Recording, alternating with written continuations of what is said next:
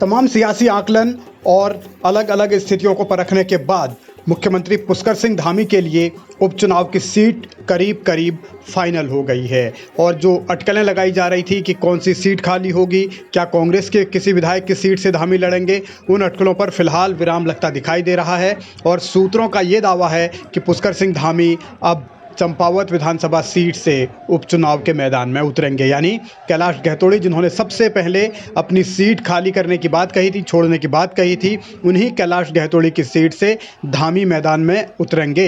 हालांकि औपचारिक ऐलान होना इसका बाकी है, लेकिन जो प्रक्रियाएं हैं ये बताया जा रहा है कि शुरू हो चुकी हैं। और स्थानीय संगठन को यानी चंपावत की जिला इकाई जो बीजेपी की है उसे कैलाश गहतोड़ी ने अपने इस्तीफे के लिए प्रस्ताव भी दे दिया है। अब जल्द ही औपचारिक तौर पर कैलाश गहतोड़ी विधानसभा अध्यक्ष को अपना इस्तीफा सौंपेंगे विधानसभा की सदस्यता से, और उसके बाद फिर पुष्कर सिंह धामी के चुनाव की प्रक्रिया शुरू होगी। उससे पहले चुनाव आयोग को बताया जाएगा एक सीट खाली है और उस सीट पर फिर धामी लड़ेंगे। नामांकन की प्रक्रिया कब होगी, कब मतदान होगा, ये बाद में चुनाव आयोग तय करेगा। लेकिन भारतीय जनता पार्टी ने संगठनात्मक स्तर पर अपनी तैयारियां करीब करीब पूरी कर ली हैं कि पुष्कर सिंह धामी को चंपावत विधानसभा सीट से ही उपचुनाव लड़वाया जाए। इसके पीछे कई वजह बताई जा रही हैं। पहली वजह तो यही है कि यह सीट भारतीय जनता पार्टी के समीकरणों के मुफीद है।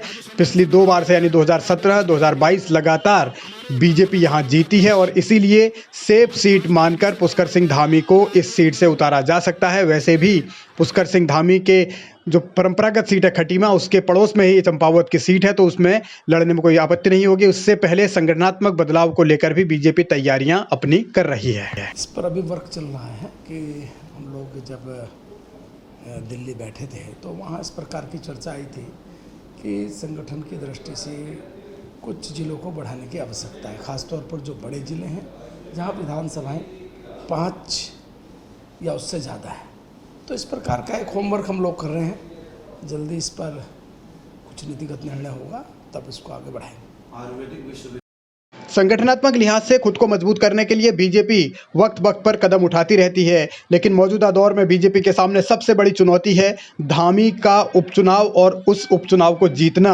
मुख्यमंत्री पुष्कर सिंह धामी भी ये किसी कीमत पर नहीं चाहते कि खटीमा वाला इतिहास वहां दोहराया जाए। डरे हुए हैं पुष्कर सिंह धामी, क्योंकि खटीमा में उन्हें हार का सामना करना पड़ा और उसके बाद वो डर भी रहे थे कि उनकी कुर्सी न चली जाए, लेकिन आलाकमान ने हारने के बावजूद उन्हें मुख्यमंत्री बना दिया। इसीलिए अब धामी कोई रिस्क लेने के मूड में नहीं है। इसीलिए हर सीट को उन्होंने समझने की कोशिश की, परखने की कोशिश की, और उन्हें डर इस बात का है कि अगर वो चंपावत के अलावा कहीं दूसरी जगह गए तो एक बार फिर उनके साथ खेला हो सकता है, यानी वो चुनाव हार सकते हैं, क्योंकि खटीमा वो पहले ही हार चुके हैं। इसीलिए चंपावत में उन्हें कैलाश गहतोड़ी पर भरोसा है, वहाँ के कार्यकर्ताओं पर भरोसा है। बाकी जगह उन्हें अंदेशा है कि कोई एक बार फिर खेल कर सकता है, चुनाव हार सकते हैं। इसलिए अब वो रिस्क लेने के मूड में नहीं है और चंपावत से लड़ने का मन बना चुके हैं।